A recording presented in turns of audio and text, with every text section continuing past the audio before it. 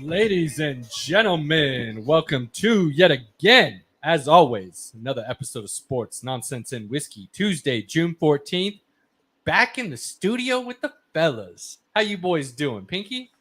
Man, I'm doing good, buddy. I'm doing good. That's what I like to hear. SP, how you doing, my man? It's been a week. You hear that too? It'll be fine. It'll go away eventually. Outside or? Yeah, it's outside. Somebody's chasing their dog down the street. Your dogs. Everybody jumps up and is concerned. That'll be all right. Dogs. Man chasing dog, dog not happy, dog chasing squirrel. You know how the world revolves. SB, how you doing? Like I said, man, it's been an interesting week. Yeah, that would be a good way to put it for you. Yep. Absolutely. New endeavors, Yeah. life-changing. Yeah. All the above. Yeah. Before I forget, though, I did want to extend some appreciation to Pinky for whatever this tasty beverage is. Yeah, buddy. What is he sipping on here? He's sipping on the. I think Cosmol it's passion fruit La tequila. Cinco Letras. It Yeah. doesn't have a Yeah, you lot of got it. alcohol in it. It's really hard to read this label because it's like gold on a gold. Yeah, I don't see anything about passion fruit on here, but it's all in Mexican. So In Mexican. yeah, yeah, definitely Mexican. That ain't no Spanish.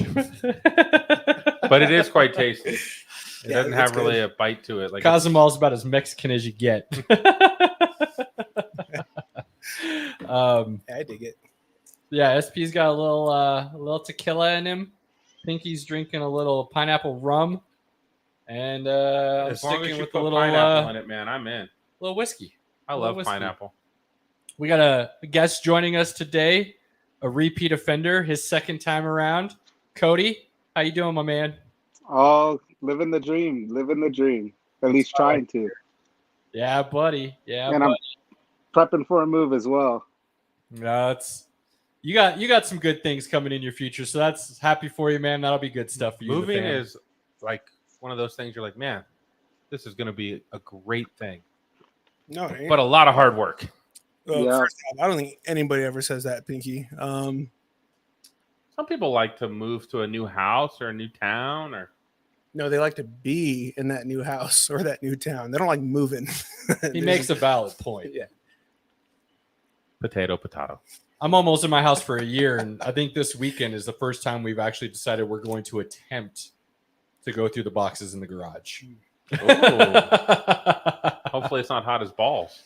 I mean, you throw open the garage door and you work a little bit, and then you go inside the air conditioning if you get too hot. So, no big deal. But yeah, I'm tired of having to only have half the garage, and then when the car's parked in there, you're like sidestepping everywhere you go. So, I'm like, we're healthy finally, past all the sickness. Like, I want to at least attempt to get some of this cleared out. Throw whatever we don't want in the truck. I'll haul it to Goodwill and just be done with it. Yeah, I was gonna say that's literally. If I'm like, dude, I've been here a year and I didn't have to open a single one of these boxes, I wouldn't even look. It'd just be like all in the trash. Well, some of them I know I want to keep. Like, there's a couple of them that are like my cards and my sports memorabilia stuff. So that definitely gets kept. It's just a matter of finding it underneath the pile. There's some other stuff. Like, I've got a box that my parents and I have kind of combined in keeping since I was a kid. So some of my just little childhood memories over the years and stuff, first communion and things of that nature that I acquired that I wouldn't mind hanging on to. But it's a matter of going through the boxes to figure out which box is which. So, but I have a feeling 70% of it is going to go to Goodwill. Easy, definitely. Don't forget, my mom's got a thrift store, so give us that. good Oh, stuff. I know. I just don't know if this is going to be anything she'll want. Is the thing. So Truth, shoot me a list. We'll see. when I say Goodwill, it's because I don't want to pay to take it to the dump. Does she need like You know what I mean? she need like kids' toys and stuff? Or Probably. I'll see. I'm cleaning out Harmony's room right now, so we'll see. There you go. Upgrade for Harmony. Upgrade No, time. it's so. This is, sometimes I think I'm a good parent in some ways, Picking her out. She got and evicted. then some ways I'm like, you know what? I'm not a great parent because her room, I literally had to like shove the door to get into the room. I'm talking full on body shoulder to get into the room. Once I got in, I had to clean a space just for me to be able to like sit down and start working through stuffed animals, clothes, trash, food, like everything. The worst. Yeah, I'm a little OCD, so it would never. That just doesn't fly with me. Like Jake had that tendency of like the hoarder mentality, teenage doesn't clean kind of thing. But like I'm OCD when it. So- Now, granted, you guys know my dad's nickname growing up by all my friends was the General. He ran a very tight ship. He's a very big neat freak. So it's to an extent embedded into me, and I've had to do a lot over the years to like break that. Like my family's running joke still is like, you can't get anything on your hands without having to go wash them off. Now that's not true anymore, but it definitely was at one point in my life. So as I get I can't older, do that. Mess bothers me more and more as I get older. And so, yeah, that's what I've been doing right now is cleaning that. Even just clutter gets to me.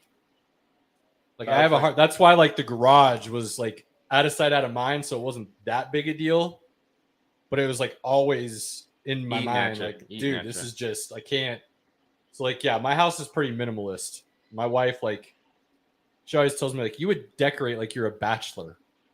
I'm like, I mean, like it's not because I'm a bachelor. It's just because like too many things, especially when they're like decoration there for no reason. Like I don't call it OCD or whatever you want to call it. I can't. It gets to me. Well, that'll be fun. That sounds like a great project. Fun. I spent 3.5 hours Sunday sweating my balls off. At least 4 or 5 today already. So, all right. Our in-studio guest, my man Mike. Our personal applause machine here. Just came in with some wine. Brought you a sandwich if you're hungry. He just needs some wine. He's a big wino. What'd you get? Let me see this. Oh, this is good. I like this one. Watch your feet there, Mike. I like this. Yeah. Good Zin. Nothing wrong with a good Zin. Let's see. Never going to turn down a Nick.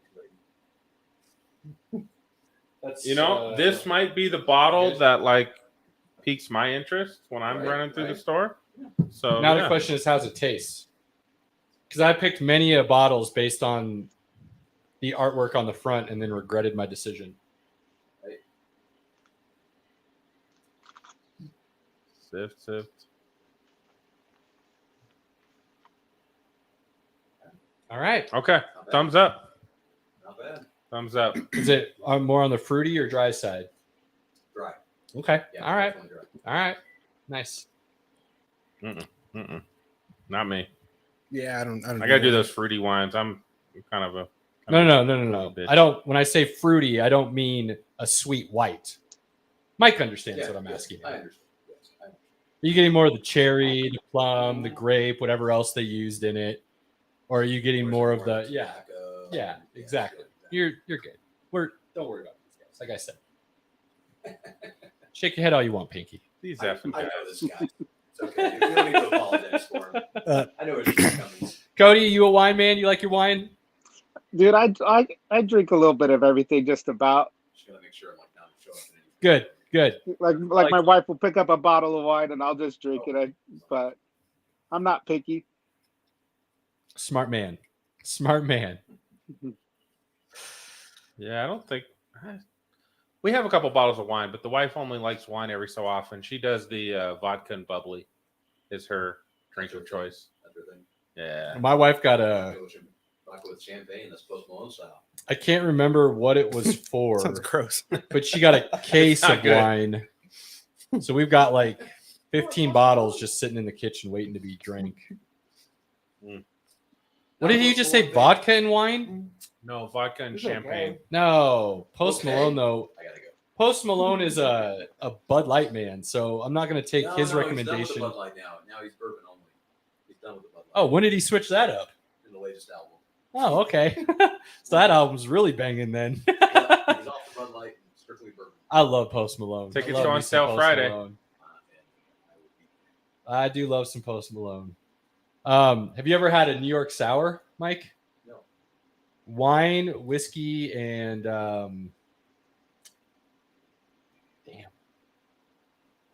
can't remember what the other one is. I remember you talking about that. One of my favorite drinks of all time from the moment I tried it. You got to make sure it's somebody who whiskey or no, not per se. okay. But if you ask somebody and they've never heard of it, don't try to have them make it. Okay. Made that mistake once and it was terrible. They have to know. Okay. But I have a buddy who he's a true bartender. Okay. And has a couple places up in Denver and knew I was a big bourbon Scotch whiskey guy and knew my wife and I loved our wine too. And he looked at me and he goes, I go, man, give me something different because he'll mix cocktails and stuff. And I'm like, I don't want to do just a straight 2-finger tonight. Right. Give me something different. He goes, I got something for you. And I look at this thing. I'm like, what the hell did you make me? He's like, just taste it for me. I was like, this is my new favorite cocktail, bar none. Just absolutely delicious. New York sour. New York sour. All right. What's your favorite Scotch? Oh, dude, I can't. I can give it to a heartbeat. Lager 160. It's not bad Good. by any means. Oh, Yeah, if you like drinking bark. I mean, again, Peaky, you're not so like you're more like a Highland Scotch or like a Macallan guy, right? no, love not Macallan. even then. I love that. Macallan. That took some warming up for him to get into after doing this for a year and a half. He's Pinky doesn't know the difference between Yingling and Coors Light. Whoa, whoa, whoa. Pinky, why haven't you invited me all these years? I gotta come back. Oh, dude. Hey, look, in SP's defense here, my wife and I got each one of those at Disney World, and she goes, "Did you just get Coors Light?"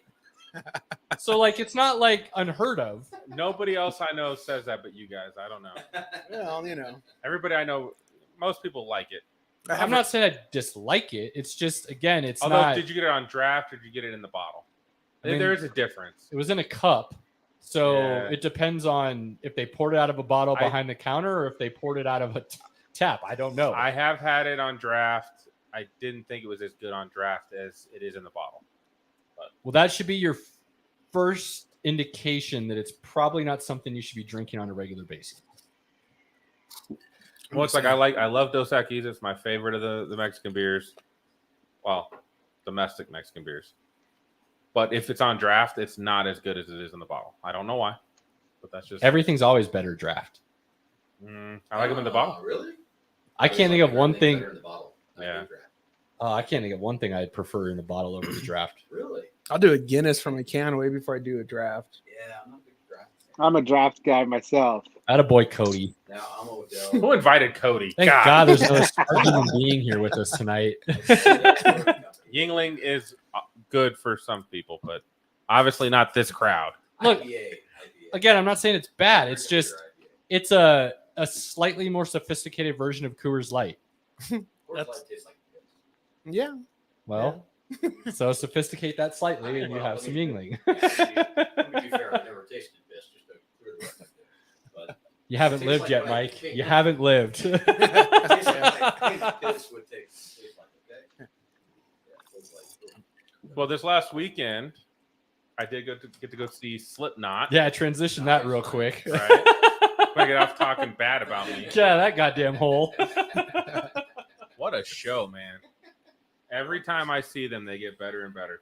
Do I So good. know who Slipknot is? Would I know one of their songs? Yes, I would hope so. without a doubt. I'm gonna Without a have to pull it up later. And Cypress Hill was okay. One of the guys had a heart issue, so he wasn't there. Yeah, I've seen Cypress Hill twice. So- Once they were really, really good, and the other time it was just so-so. Be Real was the only one there. The other guy wasn't there. He's the one with the heart issue. Oh, you didn't even see Cypress Hill then, It because was you didn't pretty- have the hype man. Yeah. Well, they had the percussionist played actual drums, and he played a drum kit. And then if he wasn't doing one of those things, then he was the hype man. But most of the time, it was just Be Real, and that got really weird because like there was no hype guy. There was nobody he's going off of. Like it just wasn't. It wasn't This is good. weird. So I went and saw 30 Seconds to Mars. It was a long time ago, right? I wanted to go. I'm sorry. Oh, yeah. Trust me. This story ends that way. I'm slightly confused why you would even buy that ticket. Huh? I liked some of Wasn't their. that Jared Leto's band? Yeah. Was it the Super Yeah. Bowl or what? Halftime show? No, I'm talking like a long time ago, like 10, 11 years ago. Were you taking your woman? No, it's a bunch of friends. Like their first album was actually pretty good. Did you have your nails painted black? Jesus Christ. Yeah, he did. Yeah, he did. You're not gonna just Let me get to the point. All right. The point is go there because I really like their drummer. And then he actually had some kind of a heart condition and couldn't get on the plane and he couldn't be there. So I went there to see Jared Leto play guitar with whoever the other person was. I'm like, this is the stupidest thing ever. I can't That's it. tell you that I ever remember any of their songs, so I'm just giving you a hard time. I will tell you somebody I've always thought would be a great live show in one of those smaller like bar venue type settings would be White Stripes. See, and I think it's such a ridiculous statement. Why? Because I despise that band. White Stripes? Yeah. Yeah, F them. Okay. And F Coldplay. them, and he doesn't like Post Malone.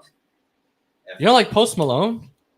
He's nothing special. Oh, Oh, that's like sacrilege. failure to recognize. Listen, the guy started. He's not that special.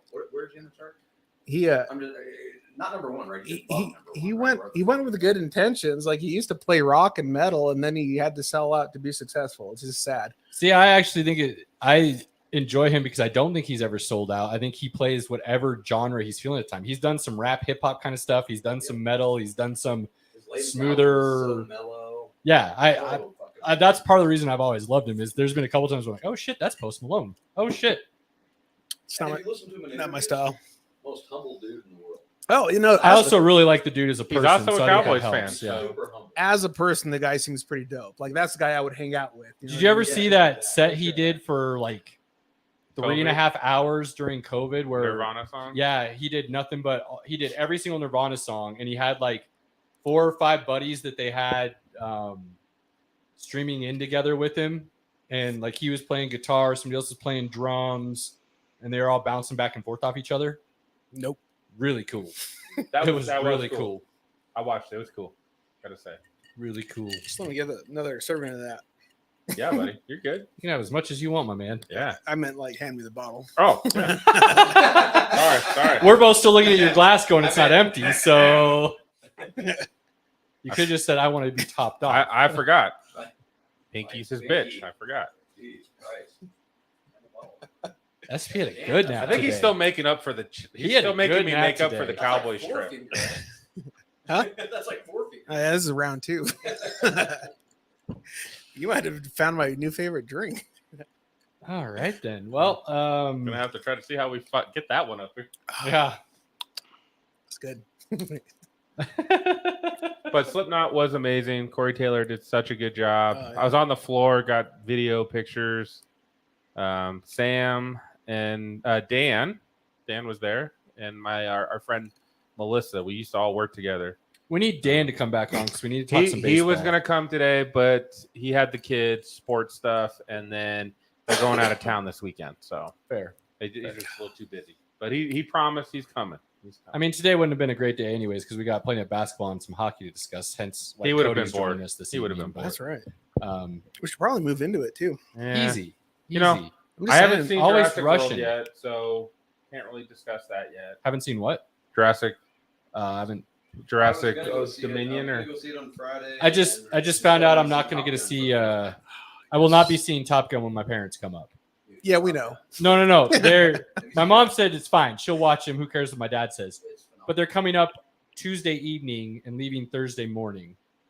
So it would So you'd be have to go Wednesday Wednesday night. evening that we would go. And it's one of those things where like my wife doesn't want to leave until she's put the kid to bed. So we're not leaving the house until like 7:30. Isn't that on what a grandma's Wednesday. for? He's still a little particular at bedtime. So like the routine, like if it doesn't go quite right, he may not go to sleep right away. And then it's a lot of screaming and yelling. And so we're kind of at that stage right now, unfortunately, where Sounds he like just doesn't- grandma's in for a rough night. No, if me or my wife lay him down, he's good, solid.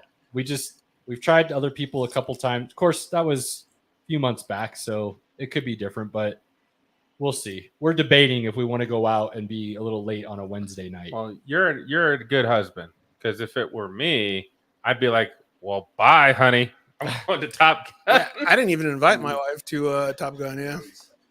Oh, it was just great. Yeah.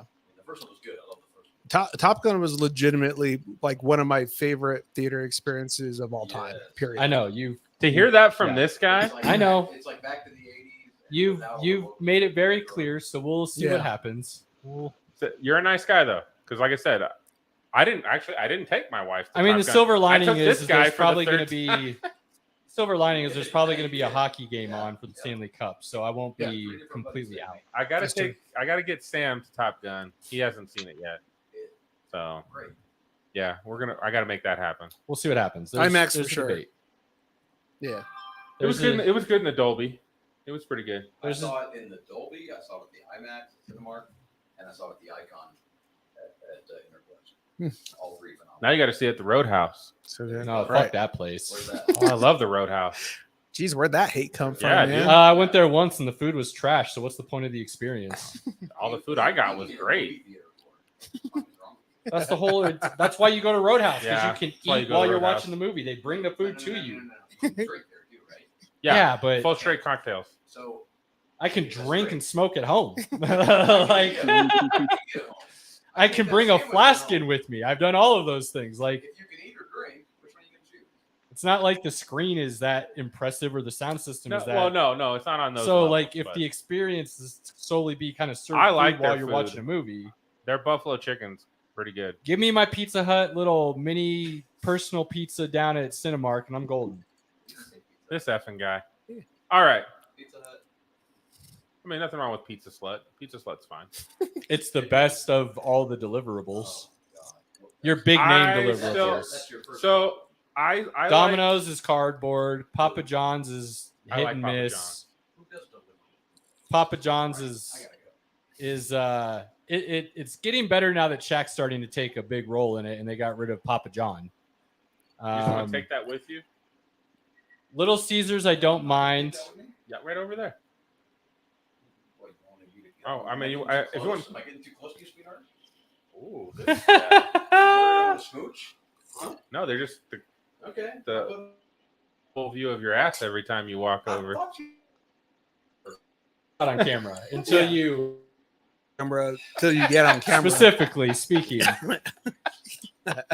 I guess the way you originally asked the question. Yeah. we were- Yeah. Be clear when I ask a question. Yeah. There's a camera in here. Yeah. Multiple cameras in here, Oh my god.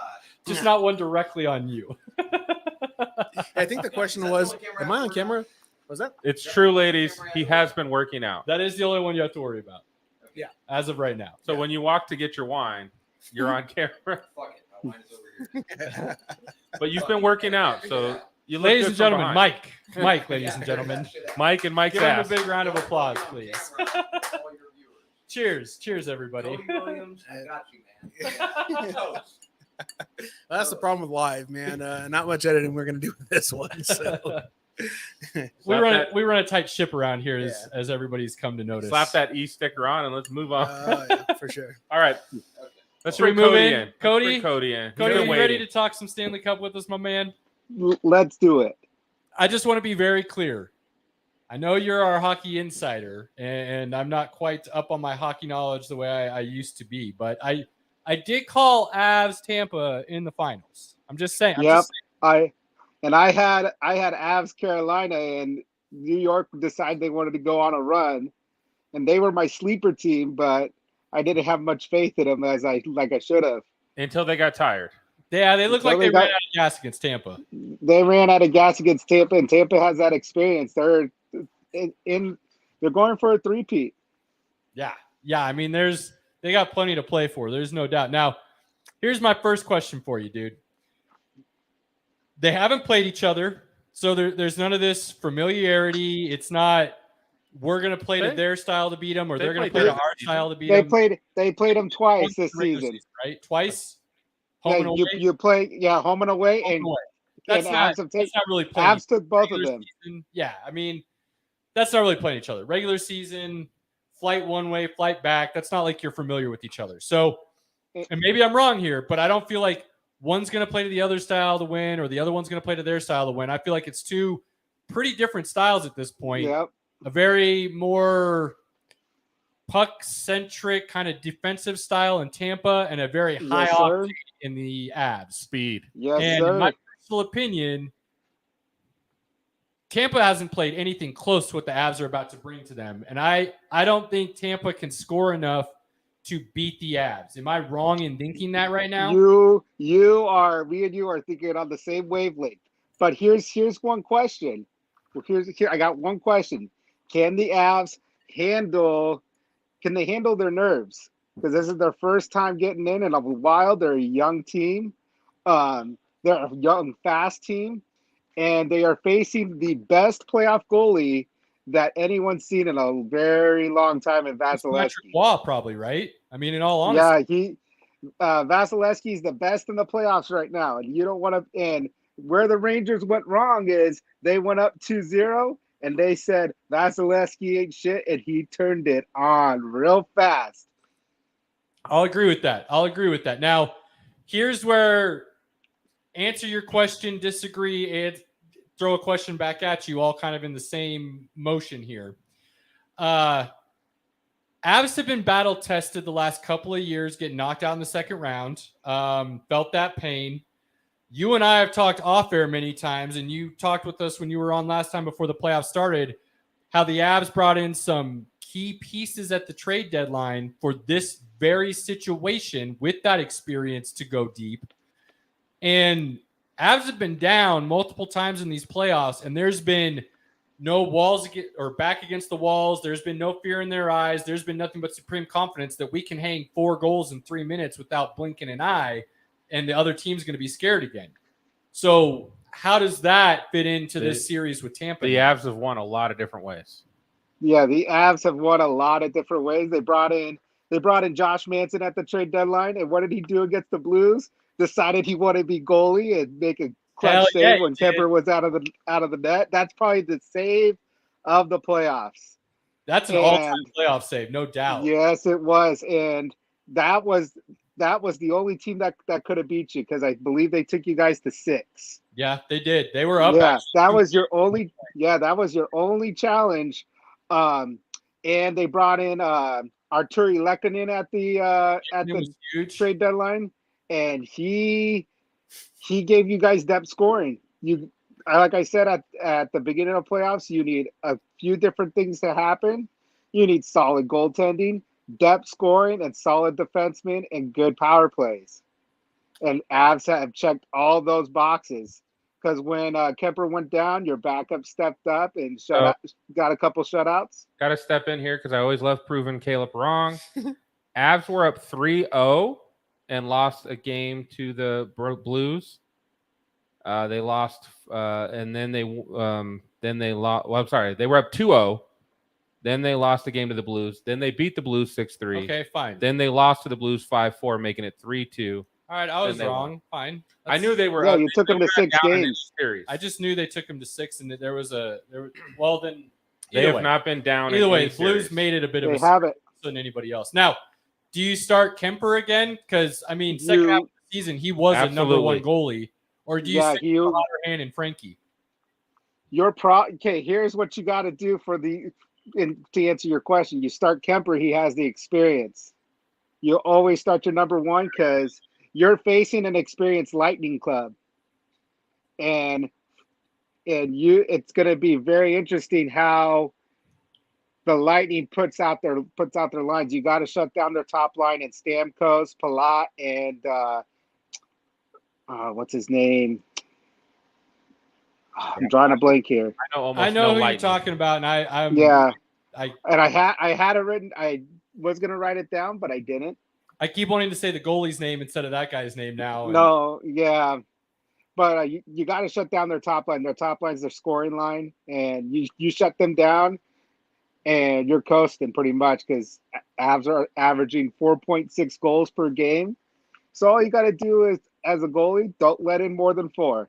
And that, I mean, Kemper's good for 3 and under. Yes, he is. So I agree with you there. Now, does Kadri's absence, because it sounds like it's very unlikely he plays with that surgery to his hand.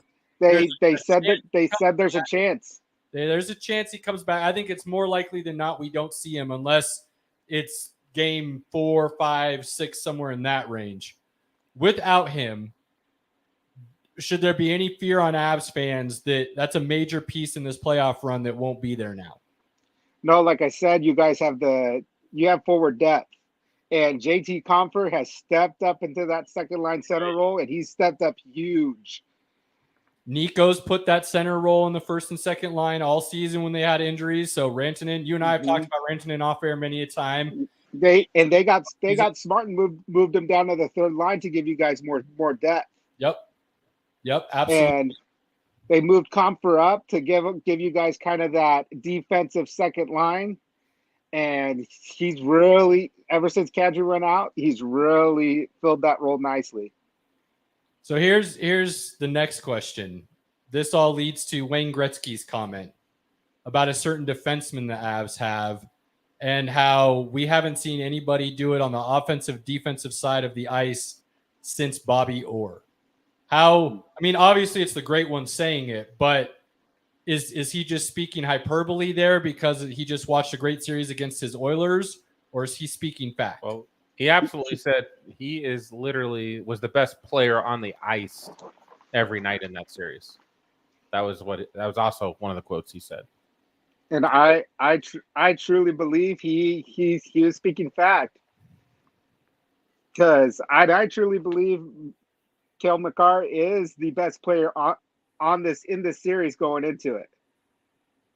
And the only way the Lightning have a chance is you can't give anyone on that Avs team space. You got to fill that space real fast. Look for Victor Hedman of the Lightning to be on the ice whenever your top line's on the ice or Makar's on the ice, because that is their best defenseman and probably one of their best players. So what does Tampa have to do if they want to win this series? Well, Tampa needs to, like I said, they need to not give them space because the Avs have the speed against them. Yeah, Lightning has a veteran presence. They're going for a three-peat, like I said, and they need to match their high scoring somehow. They need to find some depth scoring from them. They get it every now and then, but that first line has been carrying them throughout this playoffs, I believe. And they need to find some scoring depth to match that Lightning scoring, because they're only averaging 3.17 goals per game in this playoffs compared to 4.6 from the Avs. And the only way they're going to win this is not give the Avs space. And Vasilevsky has to ball out, basically. Like even more out of his mind than he already is at an all-time. Yeah, that's crazy. Pretty much. All right, here's my last question for you regarding this series, and then we're more than welcome to have you on during the series, man. We love having you chat with us. But for the time being, what's your prediction? My prediction is I have Avs in 7, but here's why. Just because Vasilevsky is going to probably steal a couple games from you, the Avs need to find that formula to how to beat Vasilevsky. He covers a lot of net with those tree trunk legs he has. So they got to find a formula to beat him, and I think it's going to be a really fun series to watch. I think it's going to go Avs in 7, maybe 6. So you got Avs in 7. You're talking arguably a possibility of an all-time great series. Yep, that's it's going to be very, very fun to watch. Now, go ahead. Another thing is the Avs have allowed the least amount of penalties in all the playoffs. Lightning has allowed is on the majority side. They've allowed a lot of penalties, so there's an advantage there for the Avs. They play really disciplined hockey, and the Lightning they're kind of bullies and try to get you into trouble. Right, and that's where I believe that St. Louis series was such a huge thing for the Avs, because that's what St. Louis wanted to do. They wanted to try and goat them into making mistakes, get the penalties to go their way, and win that way, too. And it didn't work. It just didn't go the way St. Louis thought it would. And I think that taught the Avs a lot, which is why I believe Avs will win in 6. I see St. Louis stealing one on the Avs at home ice. I see the Avs stealing 2 on St. Louis and then winning 2 more at home. You mean Tampa, bro? Tampa. Thanks, Cody. I didn't want to have to do that to For him. what? They're playing Tampa, not St. Louis. Oh, yeah, my bad. Tampa. Whatever. Talking about St. Louis, I just rolled with it. Yes, I see the Avs getting 2 on Tampa's home ice, getting another 2 at home and winning in 6. Tampa obviously winning 1 at home. And part of the reason for that is I saw a stat, and I can't remember the exact stat itself, but with the speed the Avs play with, they've actually had more goals on 5-on-5. It's an all-time. I can't remember where on the list it was. A top 3 all-time playoff history. 5-on-5 goals in the playoffs. And with the speed they play with, they just blitzkrieg you. I mean, exactly. They just the way they can hang 3 goals on you in a matter of minutes and just deflate whatever momentum you thought you had going and just completely demoralize you. I really do believe the Avs are going to start their own dynasty right now against a team that's trying to make themselves an all-time That great was dynasty. a quote from Cale Makar today. Cale Makar said, Tampa's trying to finish a dynasty. We're trying to build a legacy. Yeah. Well, and there's a lot of people right now, and if Cale Makar keeps playing the way he is, he's going to come out of this playoffs as the best player in the NHL in a lot of people's eyes. I already hear a bunch of experts saying they would start a franchise with him over Connor McDavid right now. Probably going to win the Conn Smythe, too. Yeah. McCarr, it's between McCarr and McKinnon. It would only be because McKinnon went off somehow. But yes, I agree with that 100%. So good. Tomorrow night.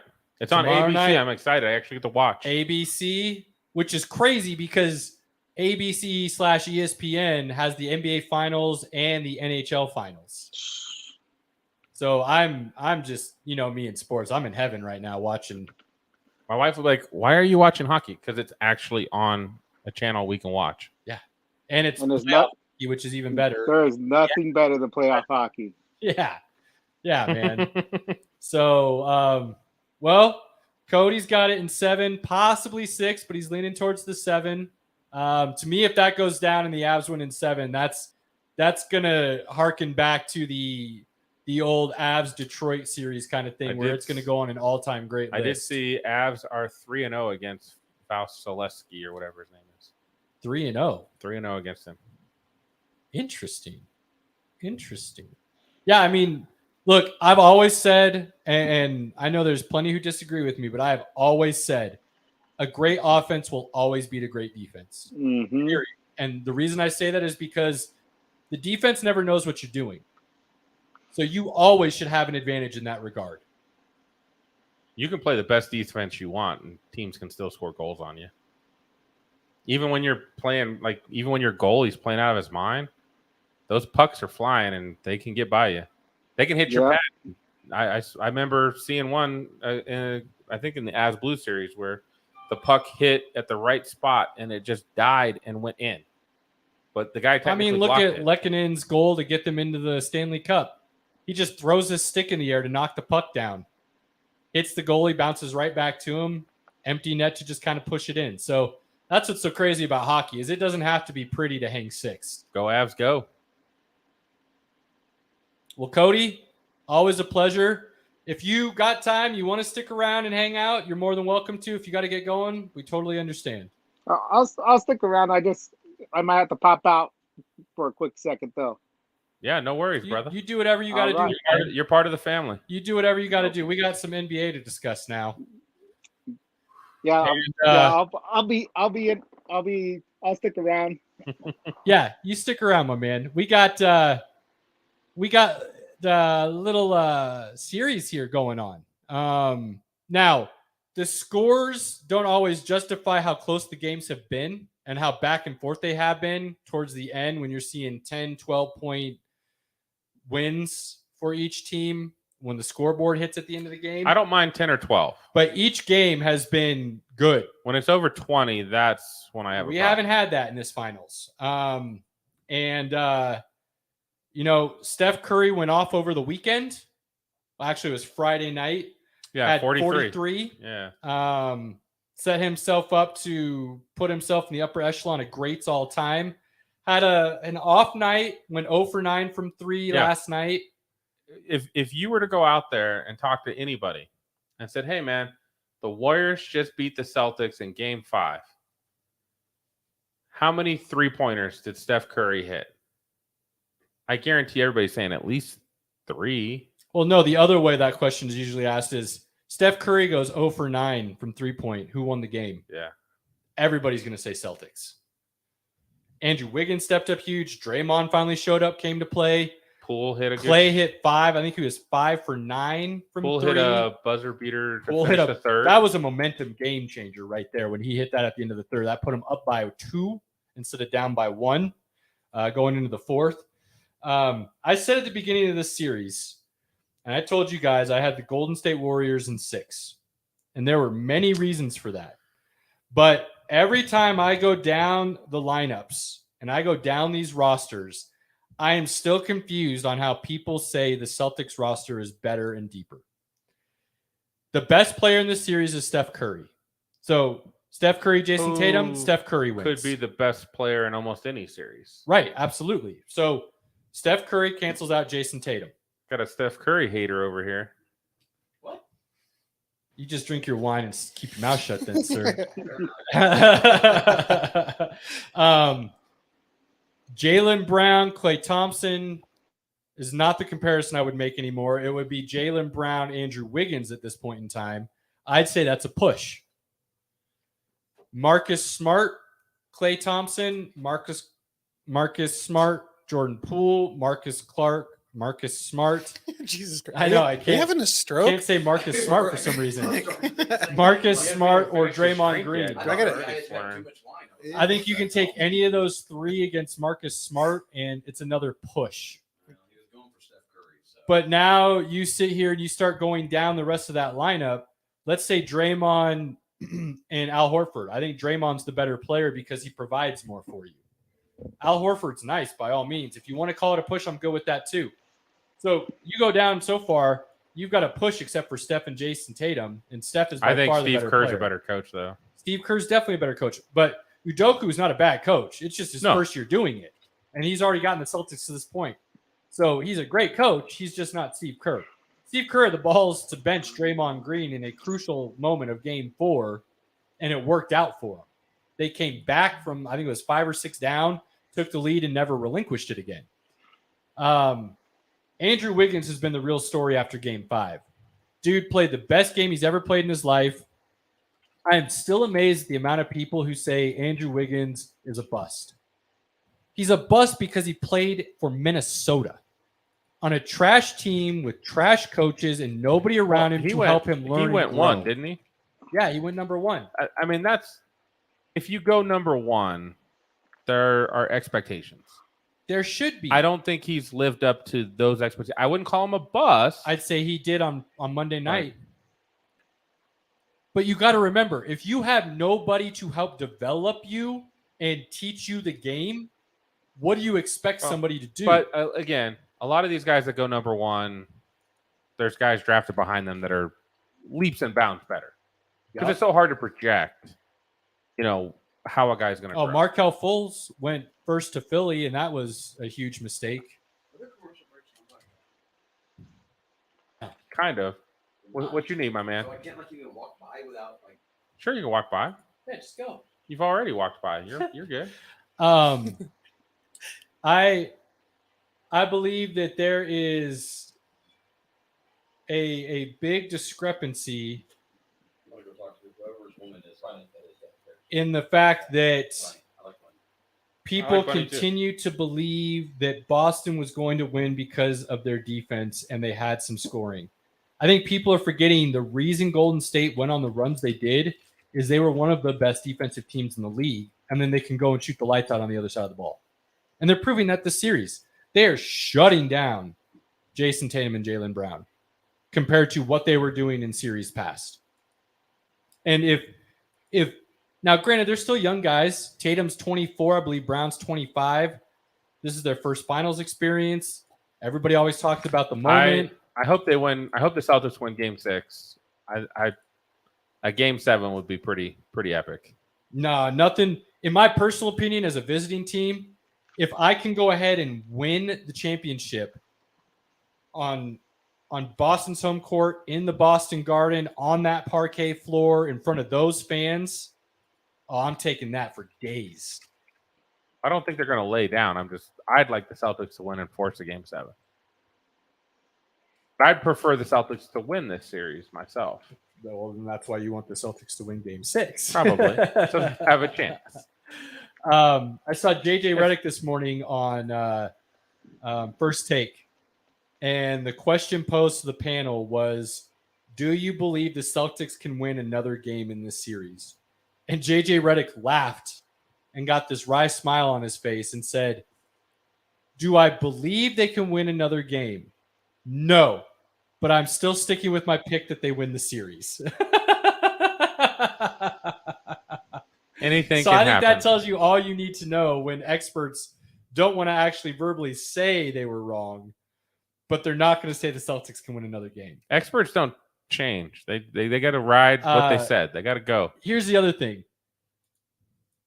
Steph's about to go hang a 40-piece in game 6. I fully believe he's going to come out and light things up and cement his legacy, get that finals MVP, and prove to anybody who was doubting him that they didn't need KD to do anything. And KD's going to have to sit there and listen to that for the rest of his career, which I absolutely love the thought of that. KD's a great player. I don't have him all-time top 10. I may not even have him all-time top 20. Depending on how I'm really diving into things. I don't know if I would say, like, if you're talking all-time, I would say he's at least in the top 15 all-time scorers. Like, he can score. Yeah, that's not. It doesn't make you an all-time player, but he is, he might be the best one-on-one scorer in the history of the NBA, possibly. And Carmelo was that before KD came around. And look where Carmelo's at. And I'm a huge Carmelo fan. I know there's a lot of Nuggets fans who aren't, but I am. Well, Carmelo did me dirty to start his career because he beat my Jayhawks in the finals. That was so beautiful. Freshman, you shut just your smoking their you ass shut your in the whore national mouth. championship game. Oh, that was so pretty to watch. What a dick over here. Oh, that was so pretty. Dude, as a basketball fan, I had to love that. I'm not a Syracuse fan, but watching him run through the tournament as a freshman the way he did, that was sick. Just sick. So, but Carmelo was, by I all would have accounts, preferred Dwayne Wade to win that the year. best all-time one-on-one scorer in the history of the NBA. There was plenty of people who were saying that, and then KD came around. That in and of itself might get you to the Hall of Fame. It's not putting you in the top 20 all-time he's going to greats. make the Hall of Fame. So we might have to do that sometime. We might have to put together a list of the top 20 and see if KD does not make it in. I kind of already have the idea, but I'm down to do that later on. I'd like to hear what you say because, again, I mean, we can do that when the finals are over and we got a little bit of dead time before training camp starts. 80s and 90s, early 2000s, I was a big basketball fan. I really was.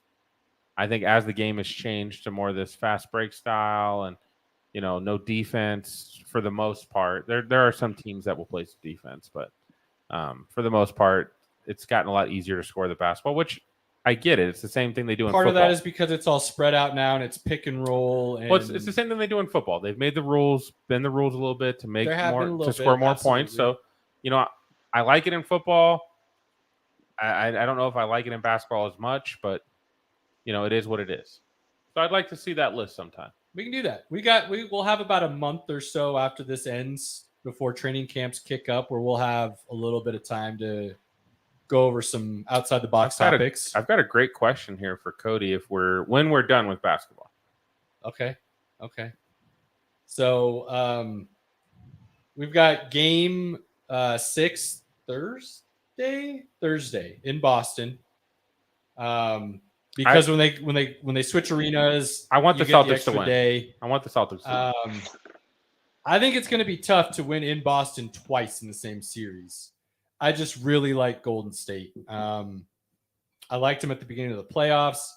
I think Steph, I've told you guys plenty of times, I think this cements him as a top 5 if he wins this title and gets the MVP. I've said before, I think I might take him as a point guard over Magic Johnson on my starting 5 Now I go back and forth on that, so I haven't ever quite Magic can do solidified some it. things that Steph can't do. And Steph can do things that Magic can't Well, do. Steph You know can do what I things mean? that So, nobody can do. I go back and forth. It kind of depends on how I set up my starting five on which one I take. But I think that's how great Steph is at this moment. The fact that they're, in my personal opinion, he can put himself in the conversation for greatest point guard of all time. And you can't really argue against it. You just can argue for your guy. You know what I mean? It's getting to that point to where you're not arguing against the other guy. You're just arguing for your guy. You know what I'm saying? So Thursday night's going to be fun. I'm very excited. We know basketball is my thing. Love my football. I can talk about it for days. Well, but you get basketball Avs, is my first love. You get Avs tomorrow night. Yeah. And then you get the Warriors Celtics on Thursday. That's got to feel pretty good. I'm stoked. So what's your question for Cody? Just dropped, I think. Oh, he's there. No, I'm back. Oh, I got a lag. Sorry, I had to do dad stuff real quick. You take care of business, my man. Don't worry about that. You never have to apologize for that. All right, Cody. So, What's up? would you rather have multiple first-round draft picks or Deshaun Watson? Oh man, you're just gonna do it just like that without any transition? God dang. He's a Texans fan, so I thought I'd No, ask. he's not anymore. Oh, that's my, right. My boy here has come to the the right side of the force. He is a Broncos fan now. Oh, that's right. Welcome to Broncos country, my man. Yeah, but I'd still take the first over what's going over Watson any day of the week. Yeah, especially when you think about those first went from late first rounds to very quickly probably top Early 10 first picks rounds, yeah. for the next 3 years. Well, Cody, I can tell you if you're gonna get your Broncos tattoo, you got to go with the old D. That's my advice, because everybody loves the D. That's explaining a lot. Lagging a little bit. It's probably my Wi-Fi on my end. Pinky's a big fan of the old D and the big saggy balls. Absolutely.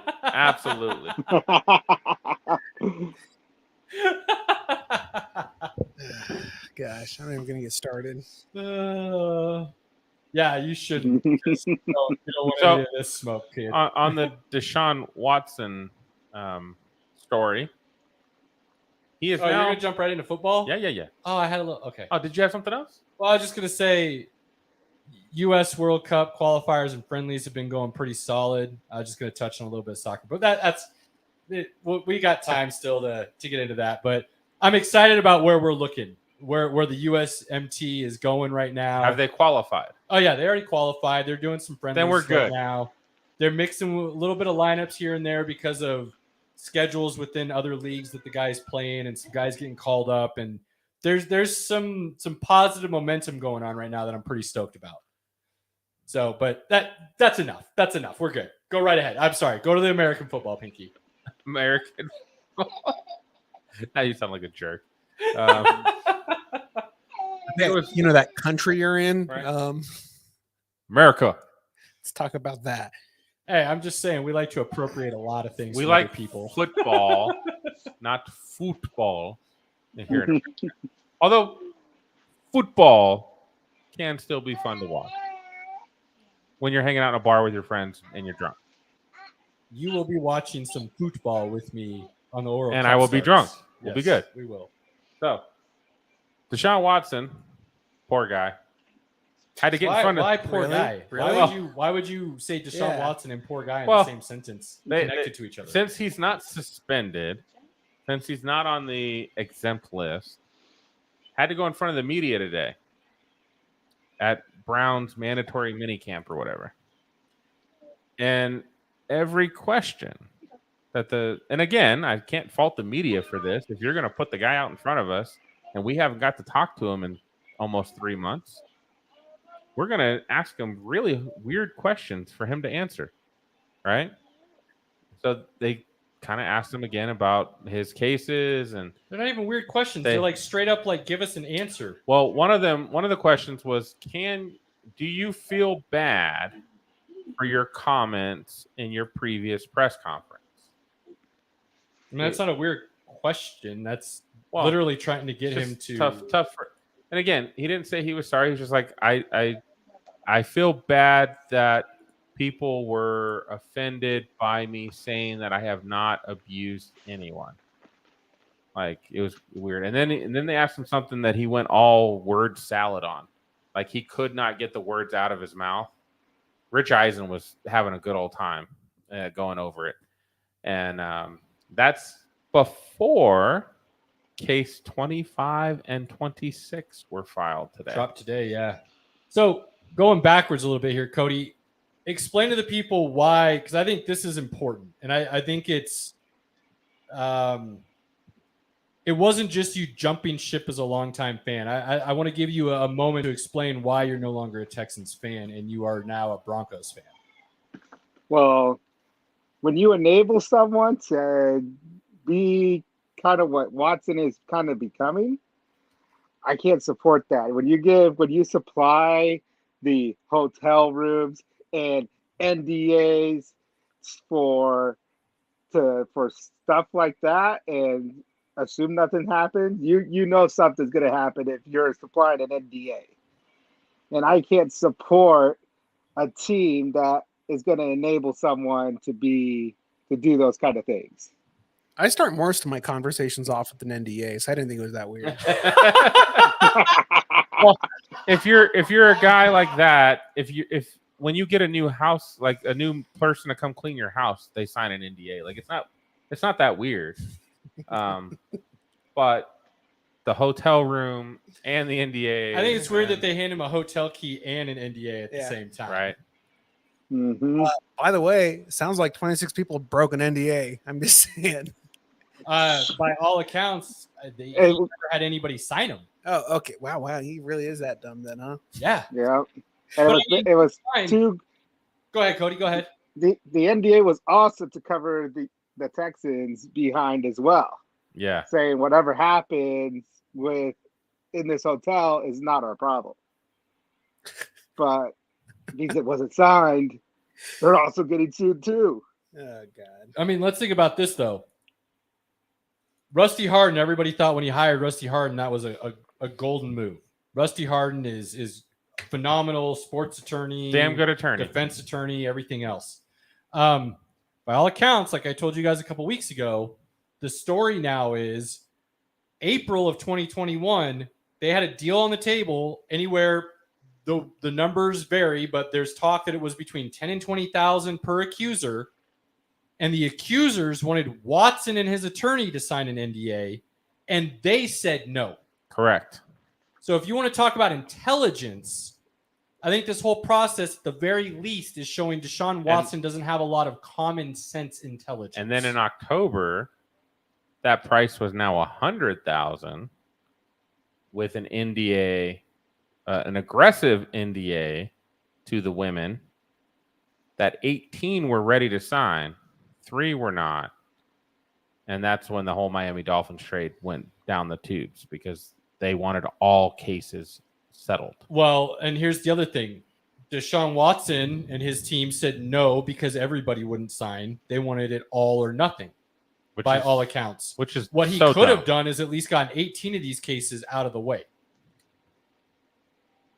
Now, isn't that bad where you're like, let me get 18 out here so I can focus on the other 8? Yeah, it's terrible. All I know is he better hire Johnny Depp's attorney. Otherwise, he's in a lot of trouble. Oh, man. I will say, and I will say this time and time again, I am very much in the belief of innocent until proven guilty. That doesn't mean I don't have doubts about Deshaun Watson now, though. My own personal feeling is at the very least, he lacks a moral compass that I wouldn't want on my team, at the very least. Because you don't put yourself in that many situations as a professional athlete who claims that their body is their tool and allow people who can't even verify that they are registered masseuses, trained masseuses, to work on your body. Do you know why 25 and 26 got filed? I do not. I haven't. The women watched the HBO Real Sports documentary that came out this last Sunday. And after that documentary, they felt they needed to stand up and take basically. Because the other 20, what was it? It was 3 of them on the 22. HBO, right? No, there was two. They only There was did two? They only interviewed Okay. 2 women on that. So because the other 20 weren't speaking up, they decided they needed to come forward and be part of the louder voice. So since that's That's come what you're telling out, me. there's 4 new ones. Right. Because there was 22 originally, Right. I know. and now it's gone to 26. Crazy, man. And Yeah, again, he should be. Look, and it could have all been. We've all heard those stories of consensual but not consensual. I don't know how else to word that other than to say it that way. And basically, it's where things are done that are you kind of get a yes, an answer, but it's really a no, and you know better, but you still go along with it. That's more and more what this is starting to sound like with Deshaun Watson. And that's where, again, I say he lacks a moral compass that I wouldn't want anywhere near my team. At the very least, he's the way I feel. I think, and he could be innocent of all the charges they're talking about right now, but at the very least, he still lacks a moral compass of a decency that you should treat another human being. Yeah, I think that's fair. So, Cody, I think that's well said on why you're no longer a Houston fan. I don't feel like anybody could blame you for that. And I think it's a valid reason for deciding to find a new team. Now, why the Broncos? ooh, that's interesting. Because I know, Ooh, we're not, we've never met face to face, but we're boys now, right? And we talk all the time. We're huge Broncos fans. So I don't want the audience in general to feel like we pushed you or influenced you in a direction that you weren't ready for. no, I was going to say real quick, Cody, because anybody who's listening to the podcast knows they're not encouraging anybody to be Broncos fans. That's for sure. So. No, I've always kind of like the Broncos. I kind of rooted for the Texans because it's an underdog team, and I was a JJ Watt fan. But I always kind of liked the Broncos as a kid, like when in the Ed McCaffrey days, Terrell Davis, John Elway, But I was a huge Ed McCaffrey fan. Still am. I still watch his highlights, and that guy was a beast. Warrior. I've ever seen. The best receiver over the middle in the history of the NFL. Yep. And so I was just I just kind of I was like, oh, I don't know about they haven't won in a while. And I was like, I better hop on it now. I love Cortland Sutton. I have a lot of Cortland Sutton stock in fantasy. Let me give you some good news, Cody. I think you're jumping on the bandwagon at the right time. And there's more than just Russell Wilson. But Russell Wilson's helped bring the energy, the positivity, a new coaching staff that's brought some energy and positivity. And now we're going to have ownership backing us up to help us get some rings. Quick side funny note here. Saw a little meme the other day. How are Oakland Raiders fans going to feel knowing that every time they shop at Walmart, they're now supporting the Denver Broncos? Great, because they're Las Vegas Raiders. I mean, really, you could say that for the entire NFL, but it really is going to irk the Raiders. Yeah, Oakland, they steal from the Walmarts. They don't shop there. Oh, right. Oakland, damn dollar. Vegas Raiders. Yeah. Vegas, baby. Look, Whatever, it's the same thing. I will tell you, after Andy and I took that tour of the Vegas stadium, we were there, and I was like, Andy, God, I hope the Broncos get a good owner and we can get a stadium that looks like this because it is gorgeous. We will. It's just not going to be in Vegas. No, it'll be East Side Denver. It'll You know be what I out mean? on. It's just not going to be in Vegas. It'll be off of 470.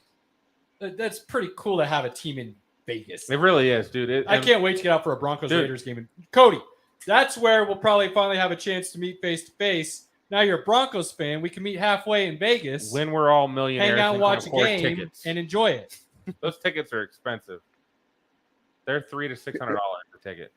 Hey, I got a new job and I lined up, and I'm going to be making some good money. Nice, dude. Congrats. Trips on Cody. Trips on Cody. Oh yeah, not that kind of money, bro. But for a trip, my way. We'll figure it out. Well, I can't wait for the great value, I guess you call. I don't know. You want to call it maybe a dome? It's probably going to be a tarp, and some folding chairs. It will be interesting to see if they do a retractable roof. It's going to be retractable because that's the only way that you're going to get a Super Bowl in Denver. Exactly. They're going to get a Super Bowl. They're going to get concerts. They're going to get World Cup games. This thing's going to be like SoFi. Here's what I really wonder, and this is where it will be a detriment to them if they don't figure this out with the city. It's going to be on the southeast side of town, most likely, closer to Dove Valley, which means it's off of 470, which is a toll. I believe the state will like. I believe that there will be a deal worked out that toll will not start until after the stadium exit. I think it benefits the state if that they have toll, to do the toll. Well, state doesn't collect that money. 470 is owned by a private company, right? Operated, maintained, and owned by a private company. Done then. That's why the toll rates have continued to skyrocket. Yeah, like $1.25. The moment the road was paid off from the tolls, which is the reason it was voted that way, the moment that was done, they sold the rights to the tolls to, last I heard, it was some German company that operates and manages it now for the city or the state or however it works. SB. It's some weird. This tequila is really good. Right? Really good. I'm not. No, All it's right. tequila. I smelled it. It's tequila. It's good. So, yeah, I believe there will be a deal worked out on top of all of that the tolls will be pushed back, will not start until after the stadium exit. So it'll be interesting. There's a lot of land out there right now that he can go snatch up that's developing real quickly. It's going to happen. It's going to happen. I have no doubt about it. And he's going to be real close to Castle Pines, which was just announced, I believe, 2025. The PGA is coming back to Colorado and playing at Castle Pines again, yearly tournament. So it's a great time to jump on Denver sports. Yeah, buddy. This is the golden era of Denver sports right now. Avs going to win the Cup. We've got the Broncos are going to be in the playoff race. We've got the Nuggets with a 2-time MVP, and they should be back in the playoffs next year. It's going to be interesting to see what the Nuggets do in the offseason. Their new GM Booth, it has been rumors are he's ready to make a splash already. Well, they already did. Stamp on the team. No, that's not a splash. Well, I mean, they traded for another first-round draft pick. So. No, they got rid of a detrimental contract because they signed another dude who plays the exact same position with the same last name. They just signed him cheaper, so they're keeping that one and getting rid of the other one and giving up a first in the process, protected first in the future, to get back another first this year. Correct. So, not a splash. More of a money move. Well, it's coming, though. It's strictly to save on salary cap at this point. It's However, 2 firsts in this year's draft, you move those 2 firsts in Barton. There's talk of going after OJ Ogwenuba. Sure. I always mess up his last name. But OG is with the Toronto Raptors. Great wing defender. Play offense. Not great, but good. That would be a huge get to go along with Aaron Gordon to start playing against some of these Western Conference teams and stuff. So, yeah, a lot of exciting things. Good time to be a Denver sports fan. What else you got with the NFL, Pinky? Well, there's quite a few things we haven't really talked about yet. I'm just going to talk a couple things right now that I'm super, super excited about. And it's mainly around some of the games we're going to get this season. So, I don't know if you guys saw the opening game of the season is going to be Buffalo traveling to LA. So we're going to talk about this again. Did we already talk about that? Oh, yeah. We've already run down all the Did we games do and that? what you're excited. You had like your top 10 list, Did I do and that? Aaron pulled up the schedule and we were looking at all the other ones. Wow, am I lost or what? Okay. We spent like an hour on this. All right. I don't know if it was that long, Let's talk about one thing here that I heard on the radio on the way here then. Okay. Cody, you feel free to jump in at any time, my man. How bad is the NFC that there's only like 3 teams that you feel like can make the Super Bowl? The It's Rams, pretty bad. the Bucks, and the Packers. I'm not sure about the Packers, but that's what the guy was talking about. Well, I mean, one of those teams did win the Super Bowl last year, so I wouldn't be complaining about it too much.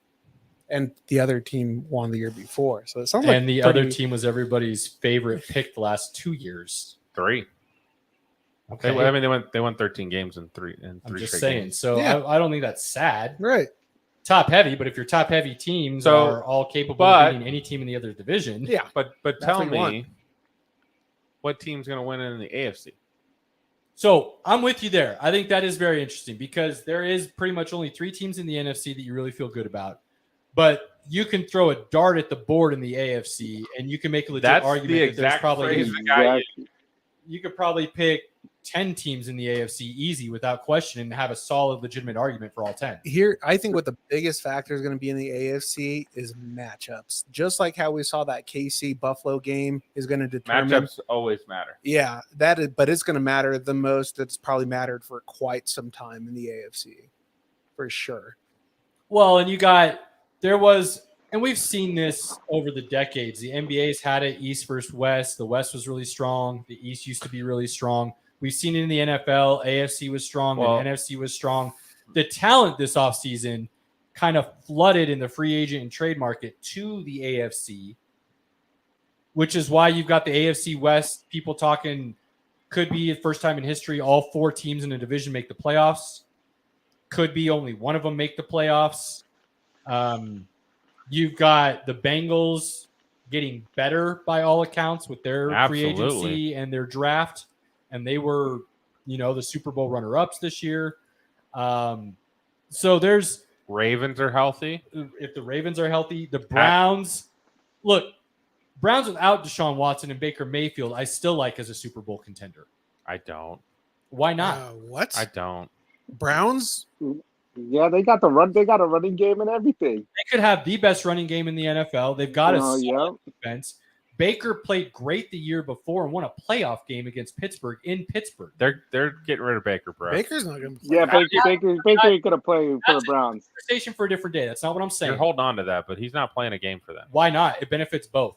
You really want to go there? Let's go there. Why wouldn't you? Because he's not going to.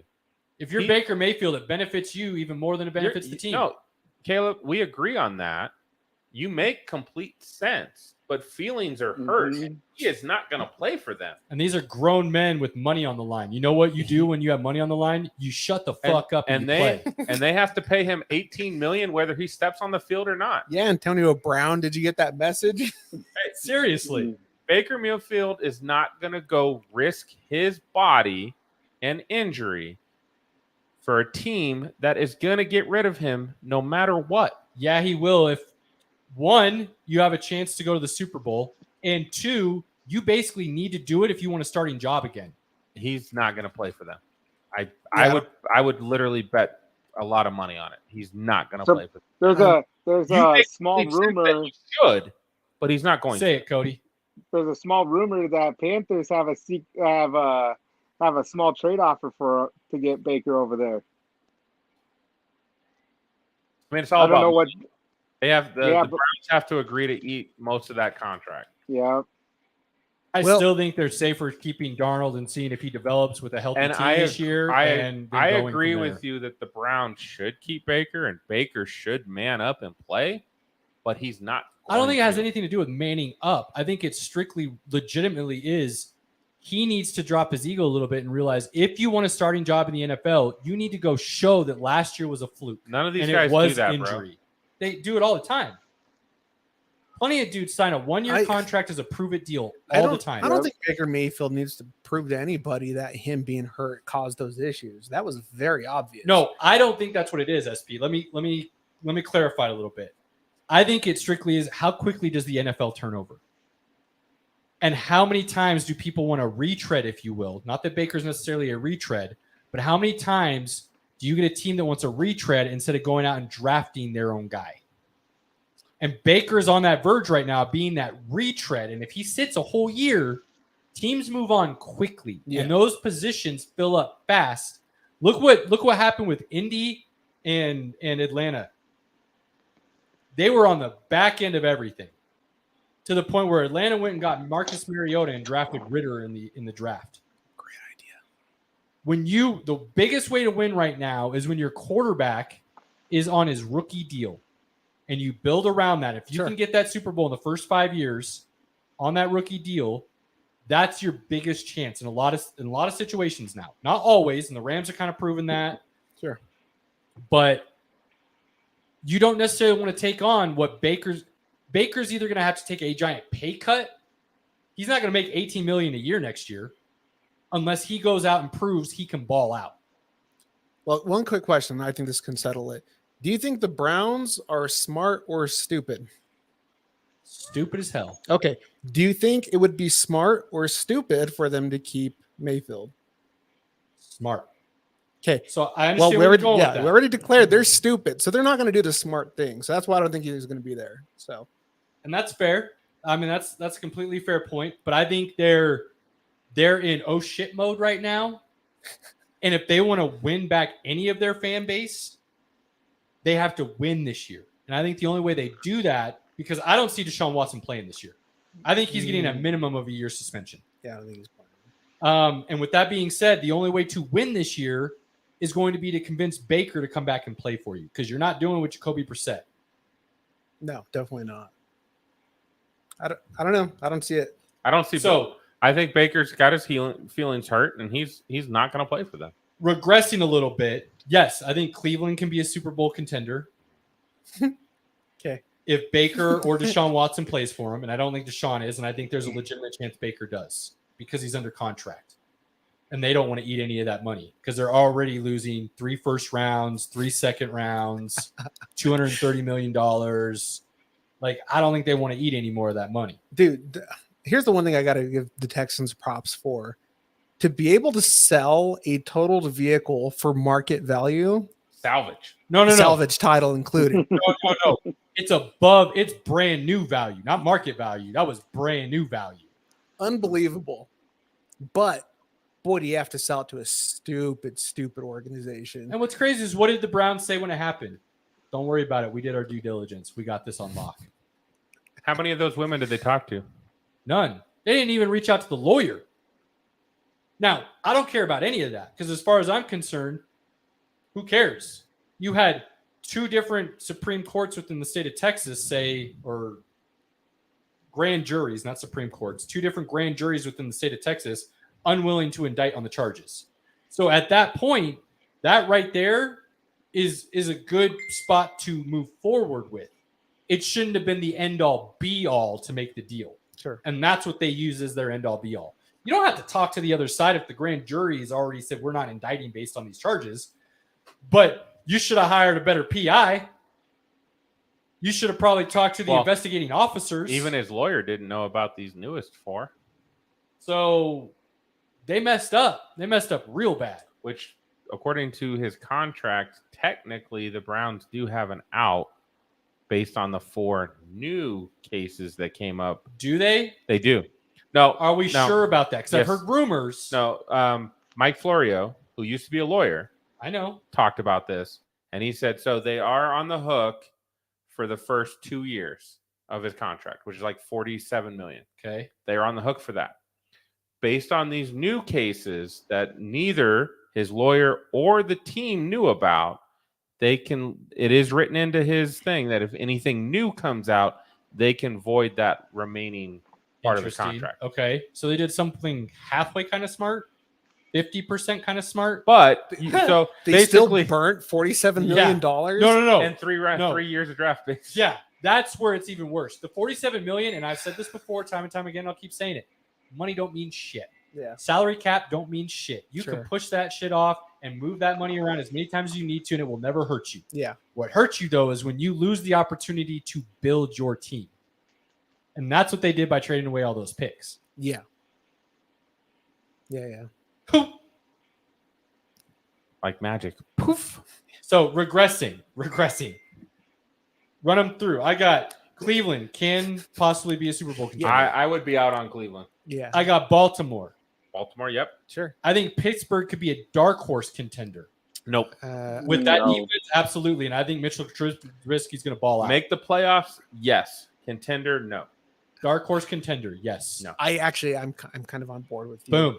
Cincinnati. So that means all 4 teams in that division could possibly make a run. Sure. You wouldn't have said Cincinnati was a contender last year.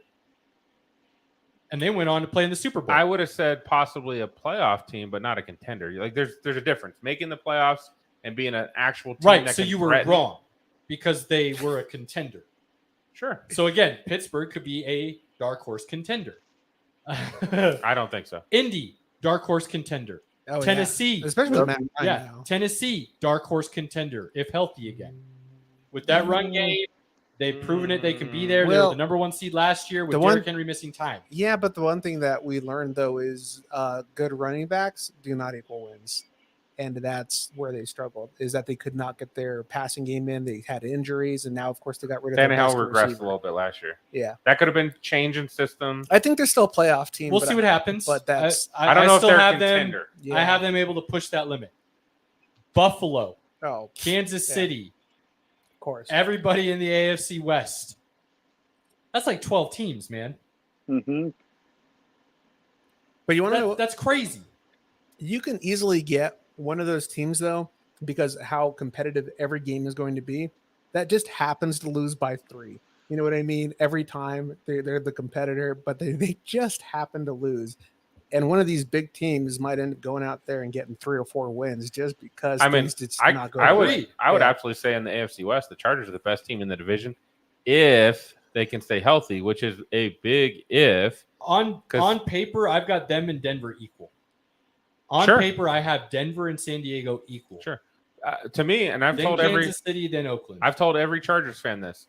If your team stays healthy, which it hasn't done in years, you guys are absolutely Super Bowl contenders. They should have been reporting all offseason how they overhauled the medical staff. That's what they should have been reporting on. Yeah. Because Hired a new team doctor, got some new RAs in there. every RNs. move they made this offseason, like Mike Williams, injured a lot of times. Joey Bosa, injured. Khalil Mack spent the last 2 seasons injured.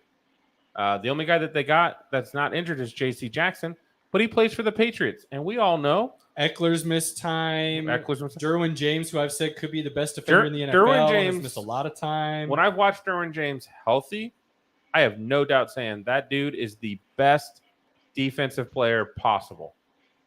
But he's never healthy. Yeah. That defense is just a glass cannon, dude. But I don't think it's worth talking what ifs right now.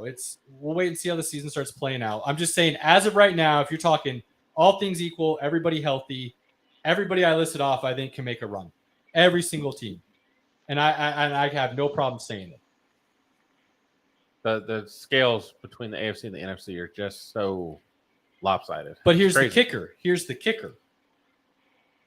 All that being said, those top 3 teams in the NFC I think. are just as good, if Top not 2. better. I'll take top 2. Yeah. Who- Tampa and I'll take Tampa St. Louis? and the Rams can compete with any team in the AFC. Green Bay Yes. got even better on defense, and they're losing nothing on offense Yeah. except for Wait, did you just? Devontae Adams, Oh, which hold hold up, that guy. hang huh? on. Aaron Rodgers has his numbers without Devontae Adams are actually phenomenal.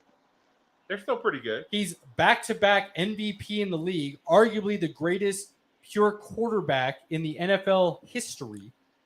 I don't see the Devontae Adams thing being a big issue for them going forward. I don't. I just don't.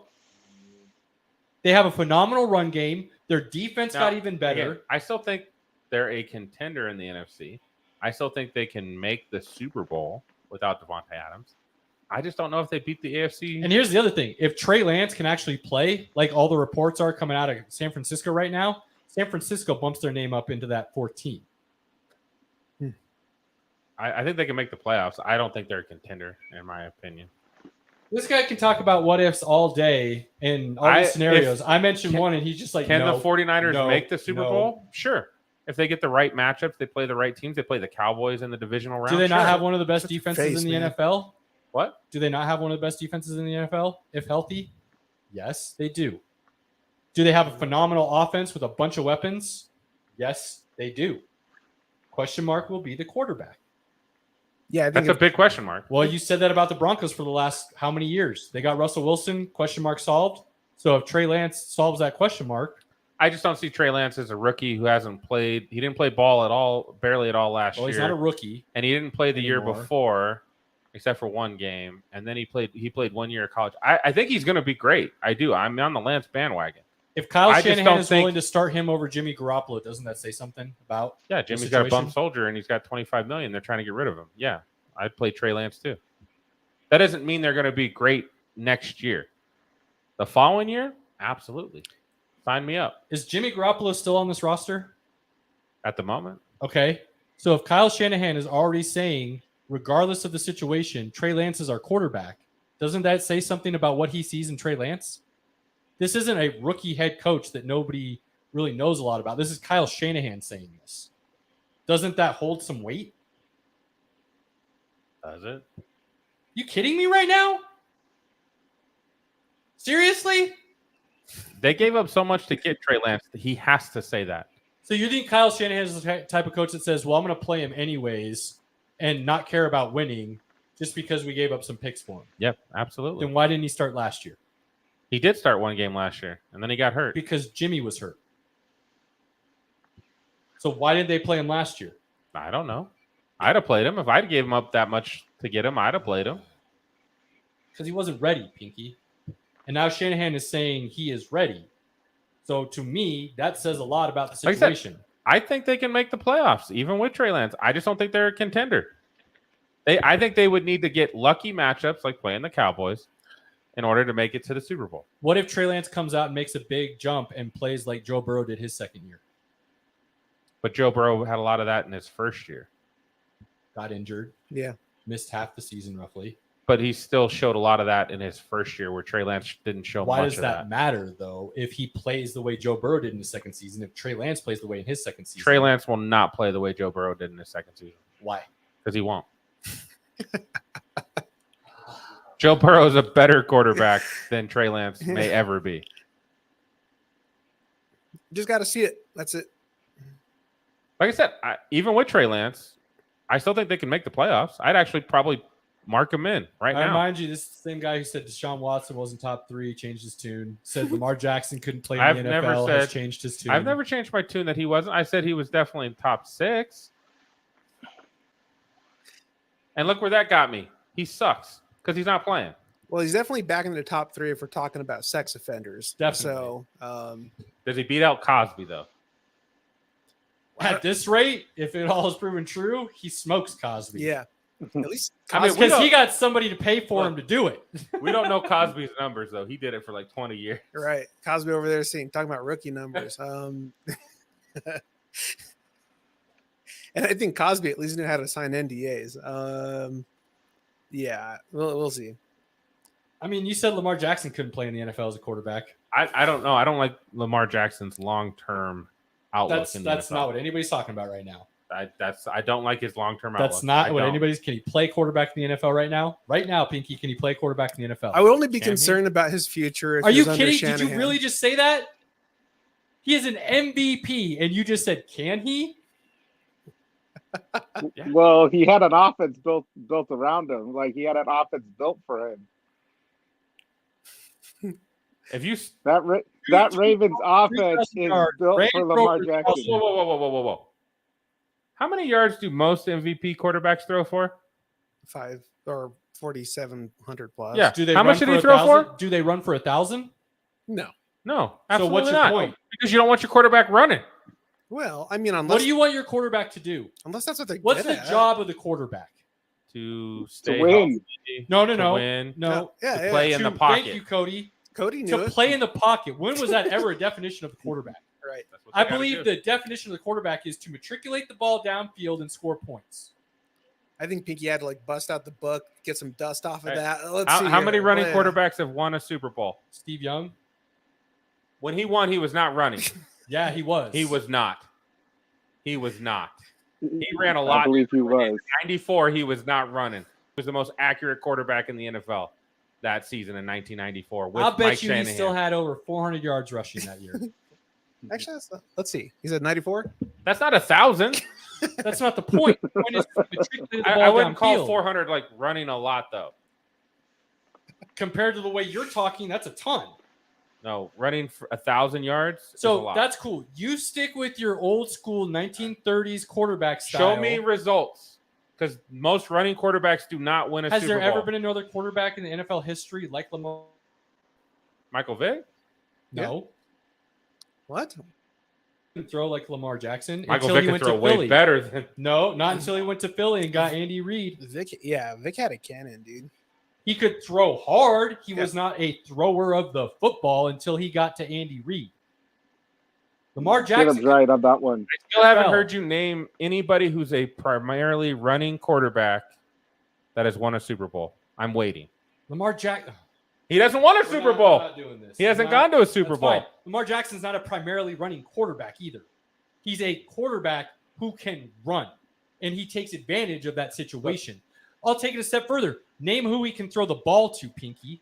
Give him weapons like Brady, Stafford, Rodgers, and then see what happens with him throwing the ball. Well, I mean, he had a receiver named Marquise Brown who didn't want to play there anymore. Oh, wait. Are you just comparing Marquise Brown to Mike Evans, Godwin, Cooper Kupp, Devontae Adams? That's not my fault that Baltimore can't build wide receivers and then no wide receivers want to go play.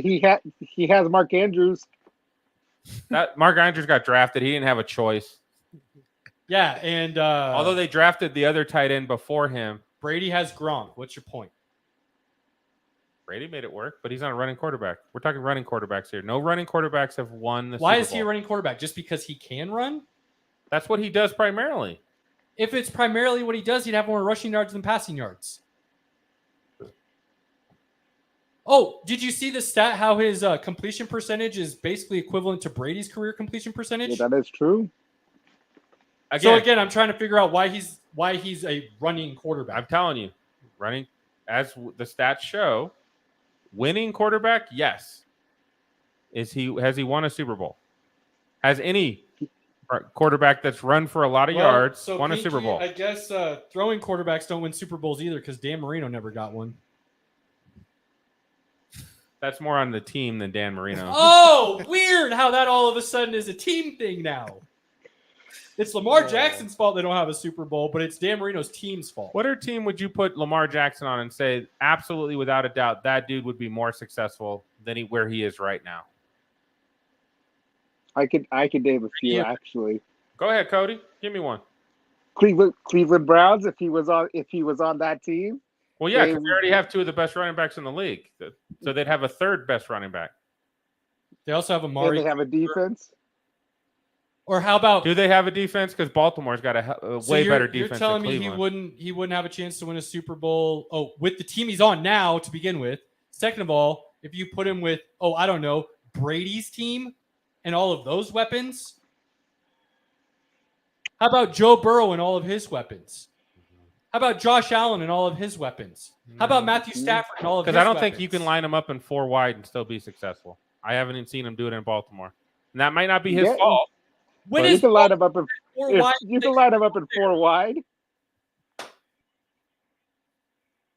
He'd be successful in 4 wide. You are blaming the player for the organization's decisions. I'm saying I have not seen it because, and again, that may not be his fault. I've said that. But until he does it, I'm not going to believe he can. I'm sorry. I'm not on that bandwagon with him. He proved he could do it in college, and I've told you this, and that was my argument when you said he couldn't play quarterback in the NFL coming out of college. Let's wrap it up. We're not in college anymore. Let's wrap it up. No, Pinky, again, how do guys get drafted? Based on what they do in college. So for you to continuously dismiss college is foolish.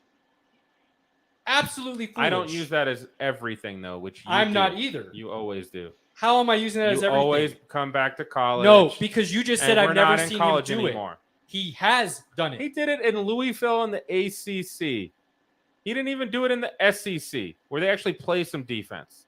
They don't play any defense in the ACC.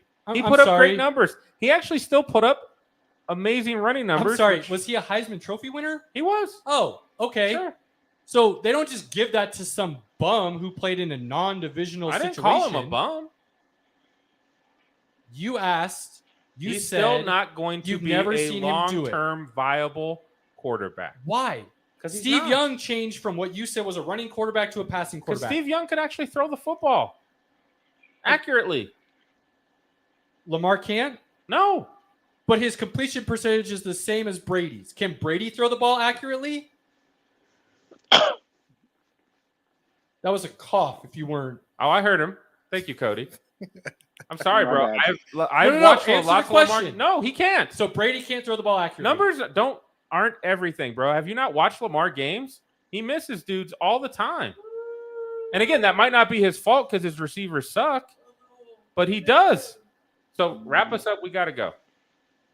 You just said he doesn't really have receivers, but you're still blaming him. I'm not blaming him. I just don't think he's a long-term viable quarterback. That's my opinion. I'm allowed to have it. But you don't have any numbers or anything situational to back it up. I've watched multiple Lamar games as a Lamar fantasy owner because I have him in 2 dynasty leagues. SP, what do we say about Pinky's eyes? Sometimes they're lying. Sometimes they're lying. But he's not going to be a long-term viable quarterback. Look, Pinky, the only reason I get frustrated with these situations is because you go solely based on your own personal take. And I'm allowed to do I'm not saying that. you're not. But when you refuse to look at the numbers and the facts in front of you and dismiss all of them I'm not dismissing because of them. some gut feeling. He hits Mark Andrews on a regular basis. Awesome for him. His completion percentage is equivalent to Tom Brady's. How does that say he can't throw the football? Well, when you throw it like 200 times less, it should be. Kind of. Well, okay. Well, just to wrap this up because I'm getting bored of it.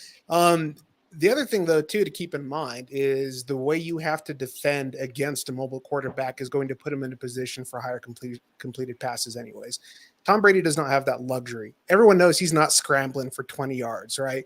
So to know that you could sit there and be a primary defense to focus on the pass and him still have that high of a percentage, that says something, right?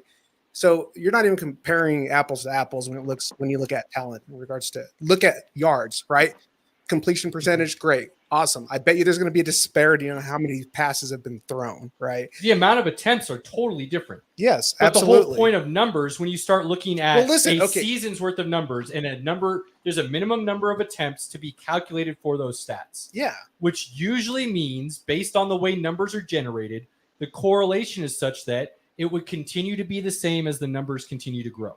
Well, yeah, but no. That's why they wait for a minimum amount of attempts to create the stat. Yeah, but my argument would be, okay, well, let's see how you're looking in 18 years when you've been playing as long as Brady. Brady's longevity is something that can't be compared to anything else. Right. Yeah. But I went with a pure pocket passer, which Pinky is talking about, and gave him, which just happens to be one of the all-time greats doing it. I'll play advocate for Pinky real quick on why I think you have some merit, because when he gets to the point where he can't use his body to make plays anymore, I don't think he has the mind to get past a 1 or a 2 check. I've not seen that because he's not had to, right? Is he not capable? Don't know. He just hasn't had to do it. I'll agree with that. So we'll see. If it gets to that point where he, turns into, a Cam Newton, where if his one guy's not open, but he's not capable of scrambling any longer, yeah, that career's toast. Right now, but devil's advocate there, though, is other than Marquise Brown and Mark Andrews, where would the third check down come from? Like, he hasn't had anybody else that he could focus on. He's not had a good receiving core, and he's definitely had no help when it comes to running backs because they keep getting hurt. So who knows? I don't think that he's had enough of a career or situation to be so. I will say this is his 5th year in the league, right? Yeah. This is his last year on his rookie deal. I think this year will say a lot about the longevity of his career, because 5 years worth of stats is a pretty good way to generate and extrapolate what a career will look like. I think he'll have a great year. I think so too. Yeah. So if he goes for roughly another 1,000 yards rushing, another 3,500 yards passing, he doesn't even throw that many interceptions. Like, what are you going to say then? You still going to say he's just a running quarterback? I don't think he's going to be a long-term viable quarterback. I don't. That's my opinion. Did Michael Vick play a long time in the league? He lost a couple years, so we don't really know how long he could have played. Yeah. He also got better once he got with Andy Reid. And Lamar could do that if he got a different coach. He may be. Did Steve Young grow? He did. So the reason I'm bringing these names up to you is because if you're all-time great, do you not evolve your game and grow to fit as you lose certain parts of your game? I haven't seen him evolve from year 1 to now as a passer. I just haven't seen it. And that might not be, like I said, completely his fault. That could be, he's got Greg Roman, who running game, top 5. Passing concepts, probably not that great. They haven't built a lot of wide receiver depth around him. Yes, all these things are not his fault, but I don't see him evolving into a long-term viable quarterback, which, like Aaron mentioned, and I didn't make that point myself, when his legs go out and he can no longer run the way he does to be that threat running, can he stand in the pocket and make consistent, accurate throws on a regular basis? I don't think he can. And for me, Maybe he learns to, but at this moment, I don't think he can. and to me, like that's where he has such an advantage because his physicality is already phenomenal. If he puts in the work to read defenses, right, to really work on like getting that communication, building rapport with receivers for hot routes, and doing things like that, and not making it. If he turned more into a scrambling instead of running quarterback, I think he has so much more potential to spread that field out, and make those plays that way instead of getting the yards himself. If he uses his legs just to buy the time and hit those deep balls, that is a completely different story. If he were to play a little more like Mahomes. Yeah. I'll fully agree with all of that. I will personally continue to say, one, the offense doesn't allow for it because of the play calling and the personnel. And I think I would say one and two. That very well could be the case. Because if he gets somewhere else that will utilize him in that sense, I think it will be an absolute game changer for him in his career. If he gets stuck in that situation for his entire career, then I think he'll end up like RG3, where he's going to just end up having to run. He's going to get hurt, and then he's going to be a bust, and that's his career. I was waiting for that comparison to come up. Well, yeah, what I will say to that is some people have a knack for avoiding the big hit. They just have a natural ability to do it. Yeah. Lamar Jackson has that just like Michael Vick did. RG3 didn't. Until you lose that step. Even then, there's a shiftiness involved. There's an eye for being able to see it coming. Even if you lose a step, the great ones that are able to avoid those big hits, there's been receivers who did it their whole career. Jerry Rice was notorious for always avoiding the big hit. Sure. Even when he lost a step. And it's because they could just see things that quick second faster than everybody else. Yeah, that makes sense. And I see him having that ability as well. So even if he loses a step, I still don't see it being an issue for him like RG3 had, because he has that unexplained ability to avoid that situation. Yeah, but here's the thing, though. Lamar Jackson slowing down is still faster than 90% of the league, so there's always going to be that, too. That's a good point, too. Yeah. All right. Cody, you got anything to add on to this conversation? No, just thanks for having me, fellas. You're a smart man for staying out of it. Let Pinky and I have our heated debate. Cody, always a pleasure. We'll reach out to you after, let's say, the third game and see if you have a little bit of time to come back on and talk about where the series is at and where we see it heading, and we'll go from there. Perfect. Thanks for having me again. You have a good evening, as always. And I know this hits close to home this week.